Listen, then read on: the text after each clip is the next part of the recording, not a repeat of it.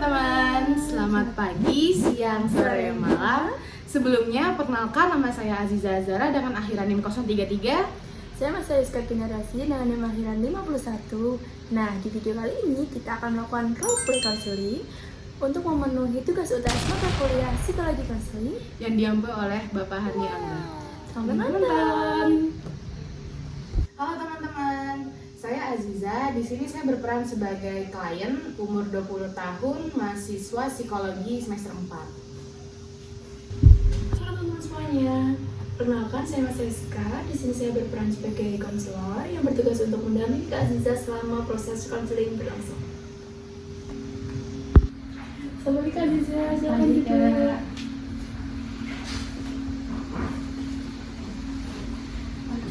Selamat pagi Kak Aziza. Pagi Kak. Silakan duduk sama mama dulu mungkin. Ya, Kak. Tadi kamu kesini naik apa Kak Aziza? Tadi di sini naik Gojek Kak. Oh, naik Gojek ya Kak. Benernya lancar? Alhamdulillah lancar, tapi ya tadi di lampu merah sedikit macet gitu. Oke, sudah ada masuk lampu merah sedikit ya Kak. Sudah sarapan Kak? Sudah. Sebelum kita mulai sesi konselingnya, izinkan saya untuk memperkenalkan diri. Nama saya Mas Rizka. Kau boleh panggil saya Mas Ayu ataupun Ayu, nyamannya kakak aja. Sebagai informasi juga bahwa selama konseling ini nanti seluruh pembicaraan kita akan saya jaga kerahasiaannya sehingga kakak bisa bercerita dengan lebih nyaman. Oke. Kakaknya lebih nyaman dipanggil apa Kak? Panggil Aziza aja. Oke Kak Aziza.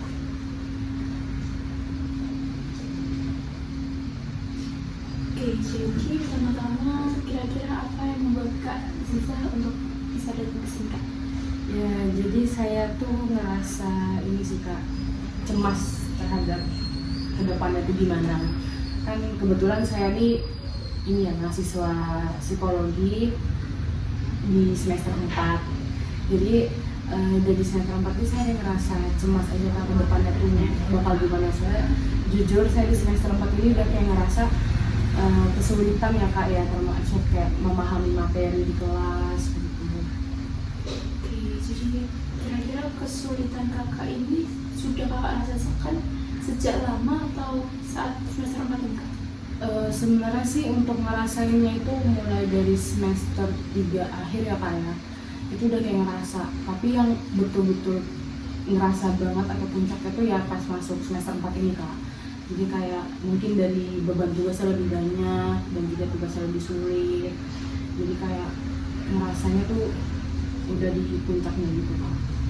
Rasa yang paling sering muncul tuh rasa apa? Kayak takut sih Kak, ntar ke depannya itu gimana ya, apalagi kan semester depan tuh bakal lebih berat lagi kan bagian akhir tuh kan nanti ada skripsi ya, ataupun juga sidang skripsi. Nah itu juga takut ya Kak ya, karena tidak takutnya nggak bisa di fase itu gitu loh Kak. Terus juga mungkin kedepannya ntar bagian mungkin pekerjaan takut nggak dapat karir yang sesuai ataupun juga nggak dapat kerjaan gitu. Jadi rasa yang kakak rasakan ini khawatir, cemas, dan juga berkepanjangan ya Kak ya? Kira-kira ketika momen apa rasa itu muncul Kak? Mungkin momen rasa munculnya itu ketika ini sih Kak, misalkan nih kita ngeliat notes, ada tugas-tugas apa yang belum, dan juga misalkan tugas itu belum selesai pasti kayak ada lagi muncul tugas dari dosen. Nah itu mungkin ngeliat itu tuh udah jadi kayak ke-trigger gitu loh Kak. Jadi kayak rasa cemas itu muncul terus setiap ngerasa mengingat gitu. Jadi situasi ketika tugas datang terus menerus itu membuat kakak merasa mengingat perasaannya semakin takut gitu ya Kak ya? Iya.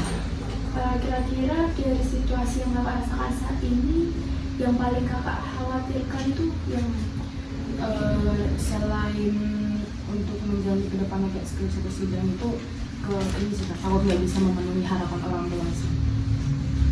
ya, jadi ada juga perasaan takut tidak memenuhi harapan orang tua. Iya Kak. Apakah perasaan itu sering muncul Kak?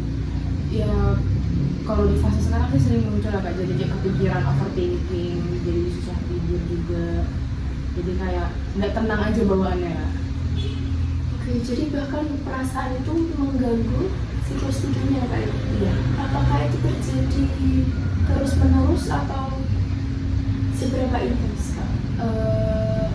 Mungkin yang enggak terus menerus kayak selang-seling gitu loh Kak. Misalkan apalagi sering ngerasanya tuh pas lagi weekday, apalagi kan weekday itu kita ke kampus terus, jadi kayak mengingat adanya tugas dan ke depan itu bakal gimana.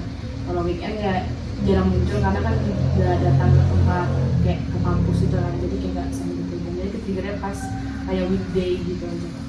Oke, berarti ada juga faktor-faktor seperti lingkungan kampus, seperti itu ya Kak ya? Iya. Kira-kira apa ada kejadian-kejadian tertentu misal di luar kampus dan juga weekday membuat perasaan itu kembali terasa? Ya mungkin kalau misalkan di weekend tuh ngerasa mungkin misalkan hari Minggu nih Kak ya. Hari Minggu tuh kan biasanya ada weekday hari Senin, dan tuh kayak mengingat lagi ke ntar minggu depan tuh sudah ada tugas lagi, kayak aku belum ngerjain. Mungkin juga dari dirinya aku sendiri tuh belum bisa manage waktu ya Kak ya. Jadi kayak weekend tuh yang betul-betul nikmatin weekend bukan ngerjain tugas gitu. Jadi ya sering ke-trigger. Selain faktor untuk ke-trigger karena banyaknya tugas dan juga kan sudah mengkhawatirkan tentang skripsi ya Kak ya. Kalau kita tarik mundur, apakah mungkin dari awal Kakak merasakan adanya keraguan gitu? Ya ngerasa sih Kak, mungkin juga karena ngelihat teman-teman tuh kayak sudah punya apa ya, sudah punya plan untuk kedepannya, sedangkan saya sendiri tuh belum bisa menemukan kedepannya tuh plan aku tuh apa sih, jadi belum bisa nemuin, jadi kayak ya ngerasa gitu. Berarti ada juga perasaan tertinggal dari teman-temannya ya Kak ya? Iya. Apakah itu sudah Kakak rasakan sedari awal kuliah atau baru-baru ini juga?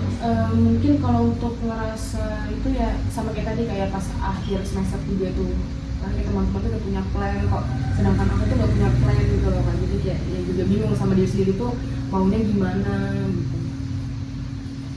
Oke, jadi Kakak juga ada kebingungan dari dalam diri sendiri untuk maunya seperti apa ya Kak ya? Kira-kira apakah perasaan itu dapat Kakak atasi untuk saat ini? Untuk sekarang sih sulit untuk diatasi ya kayak, karena juga jadi bingung juga gimana, dan juga ya bingung. Oke, jadi ada juga perasaan bingung. Untuk perasaan bingung, khawatir, cemas, itu mana yang paling dominan muncul? Lebih kalau dominan sih cemas sih Kak ya. Cemas karena juga ya cemasnya kan kayak entar ke depannya gimana, terus juga entar dapat kerjaan apa enggak, terus juga bisa memenuhi harapan orang tua apa enggak. Jadi ya untuk dominannya tuh perasaannya cemas. Soalnya juga ada ketakutan apakah bisa memenuhi harapan orang tua? Iya. Untuk hubungan Kakak dengan orang tua sendiri, bagaimana? Untuk hubungan saya sama orang tua sih alhamdulillah baik-baik aja Kak. Dan memang orang tua tuh nggak ada yang ngasih pressure kalau kamu tuh harus bilang segini, tapi ya mungkin saya juga harus merasa atau apa ya, sadar diri lah Kak, kayak kita tuh kan semakin hari makin dewasa, terus juga ya kita harus yang kayak gantian ya kan, dulu orang tua yang ngurus kita, sekarang makin dewasa kita ngurus orang tua, atau misalkan orang tua sudah pensiun, jadi kayak ya takut aja tidak bisa memenuhi keinginannya. Kalau dari faktor-faktor itu Kak, apakah Kakak menjadi punya gambaran arti mengecewakan itu seperti apa Kak? Ya mungkin ya arti kecewaannya ya kan tadi memang orang tua saya nggak kasih pressure untuk kerjaan ya kayak, mungkin untuk kecewaannya tuh kan ya orang tua kan pasti pengen anaknya tuh untuk cepat lulus kuliah. Nah itu menurut saya kayak takutnya saya nggak bisa memenuhi keinginan mereka untuk lulus tepat waktu ya kayak. Cuman juga dalam artian kecewaan saya sih seperti itu. Kalau kita lihat lagi ya Kak, sebenarnya yang membuat perasaan itu muncul itu dari dalam diri Kakak sendiri atau apa? Ya dalam diri sendiri sih Kak. Seperti perasaan khawatir, cemas, takut, mengecewakan, itu muncul dari dalam diri sendiri, sedari mungkin masuk di perkuliahan semester 3 gitu. Berarti perasaannya itu seperti dari dalam diri sendiri, ada tekanan untuk ingin memenuhi harapan orang tua meskipun orang tua sendiri tidak ada pressure ya Kak ya? Iya. Apakah hanya mendekati akhir semester 3 kemudian dipancing dengan saat burnout akademik saat ini, atau ada faktor-faktor lain dari awal perkuliahan ini? Oh, mungkin juga ya kalau untuk shock kayak gitu gitu awal perkuliahan ya ada yang kayak apalagi kan saya juga dulu SMA-nya bukan yang basic Islamic banget ya kayak apalagi kan saya kuliahnya di kuliah yang Islam ya umum gitu, dan memang ada semester 1-2 itu ya kayak agak bingung juga ya dengan yang matkul-matkul Islam. Tapi kan kalau untuk matkul psikologinya kan masih awal jadi masih bisa dimengerti lah. Tapi makin berjalan waktu semester 3-4 itu udah fokus ke inti psikologi, saya jadi bingung juga nggak bisa memahami materi yang diberikan, terus juga nggak ya kayak nggak masuk aja kayak nggak ngerti lah, kayak susah dimengerti gitu. Jadi ada rasa takut kan mungkin ya Kak ya? Kira bisa dijelaskan Kak? Faktor mana yang paling Kakak? Ya paling yang ditakutkan tuh ya itu Kak, kan nggak paham sama materi-materi, dan takutnya tuh ntar di ujian akhir semester tuh nggak bisa mengerjakannya gitu loh Kak. Kalau dari penjelasan Kakak tadi kan Kakak berasal dari background SMA yang bukan Islami ya Kak ya? Jadi Kakak bertemu dengan materi-materi Islami di besar kepala dan kedua, dan Kakak bisa melewatinya. Kemudian sekarang Kakak mengalami ketakutan lagi karena Kakak mulai mendalami materi di psikologi. Kakak masih merasa takut ya Kak? Ya masih. Nah, kira-kira kalau kita lihat bagaimana keberhasilan Kakak untuk melalui semester pertama dan juga kedua, apakah Kakak menjadi punya gambaran tentang diri Kakak sendiri? Untuk gambarannya sih, nah itu saya belum bisa menggambarkan gimana gitu loh Kak. Kayak saya juga ya saya bilang saya takut, cemas, bingung gitu. Jadi saya butuh yang untuk meluapkannya mungkin Kak. Kakak memilih untuk datang ke konseling ini untuk menemukan jalan yang Ya. terima kasih karena Kakak juga sudah memiliki inisiatif gitu ya Kak ya. Kita mungkin bisa mempertanyakan lagi, kalau menurut Kakak sendiri, tadi kan ada aku mengecewakan ya Kak. Kalau menurut Kakak sebenarnya berhasil itu seperti apa? Ya menurut saya ya berhasil tuh ya bisa ya sukses, juga bisa membahagiakan orang tua dan sekitarnya, dan keluarga. Menurut saya sih itu sih Kak. Jadi keberhasilan itu lebih ke dalam diri Kakak atau orang lain? Ke diri sendiri. Perasaan bagaimana bisa disiasatkan dengan kita?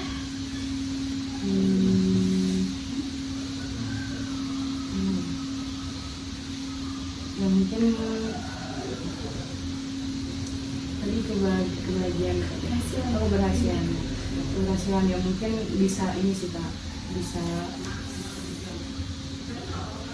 memiliki kerjaan yang cocok mungkin ya kayak sama saya ya, dengan mungkin dengan background atau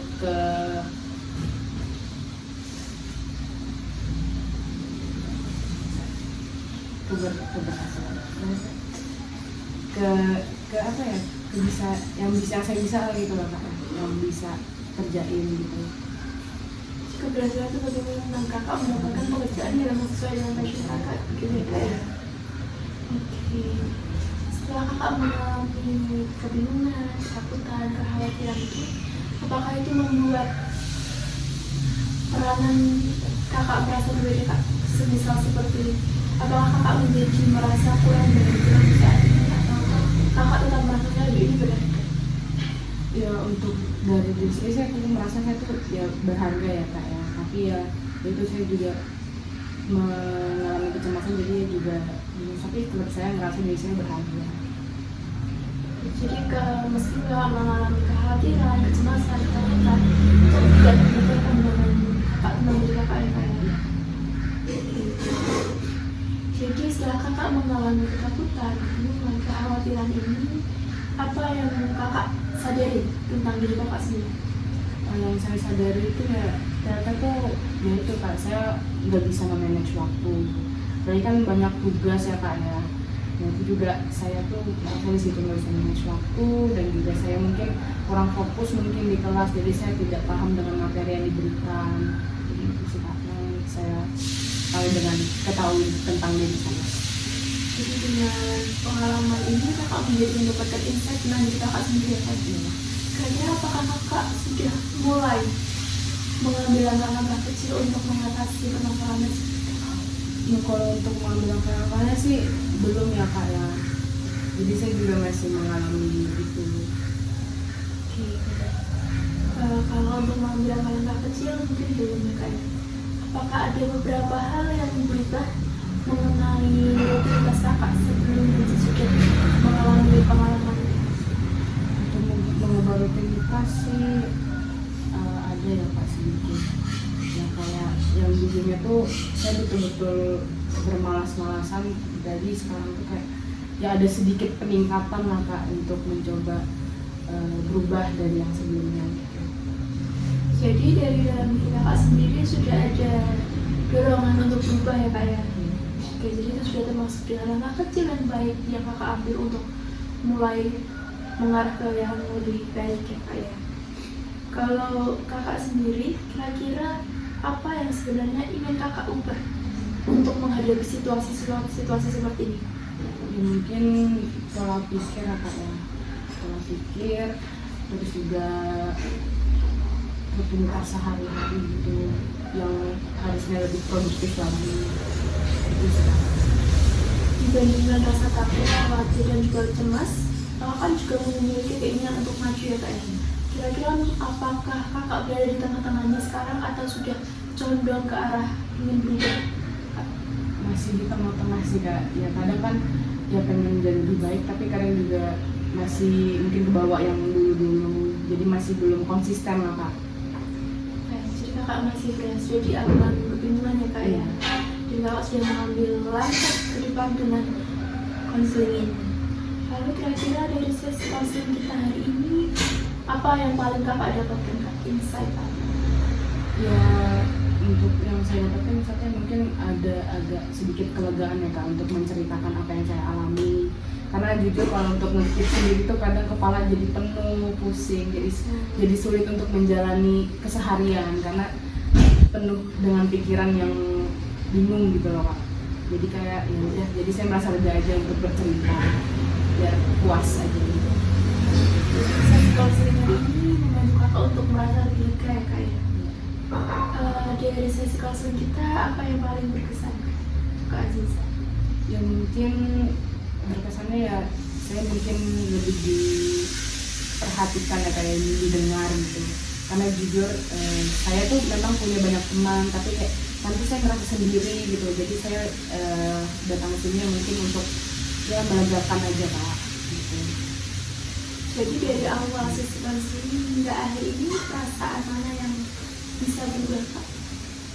Yang mungkin yang berubah ya dari mungkin yang awalnya kakak kerja masalah kaitan ya. Jadi di awal kak merasa masih kepalanya dipenuhi dengan ini kak, ya agak lega dikit sih kak, nggak begitu kepikiran, tapi ya saya coba untuk tidak men-skipnya lagi gitu. Jadi kakak ini sebenarnya pas dulu itu banyak teman, tapi kakak belum memiliki tempat untuk bisa bercerita ya kak ya. Semoga kakak bisa memiliki tempat itu di depannya. Dan untuk sesi konseling kita hari ini yang pertama, saya cukupkan di sini ya kak ya. Kemudian jika kakak berkenan, kakak bisa melanjutkan sesi konseling yang kedua dan kita bisa menjadwalkannya untuk di kemudian hari ya kak ya.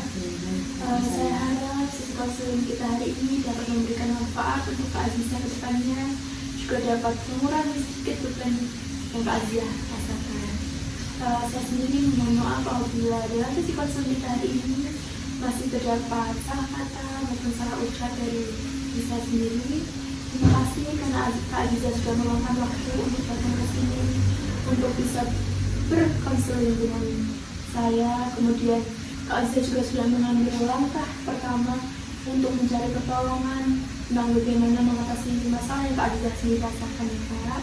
Terima kasih ya kak Ayu udah mendengarkan keluh kesah saya hari ini. Terima kasih Kak Aziza, semoga Kak Aziza bisa pulang dengan selamat sampai di rumah. Atau mungkin Kak Aziza habis ini mau kemana Kak? Saya mau balik ke pos aja sih kak, soalnya tidak mungkin bisa lanjutkan untuk mengerjakan tugas-tugas yang lain. Oke, baik. Semoga Kak Aziza bisa menyelesaikan segala tugasnya dengan bisa lebih terarah gitu ya Kak setelah konseling ini. Baik, Kak Ayu. Terima kasih Aziza. Silakan saya antar. Kak. Terima kasih sudah menonton video roleplay kami. See you.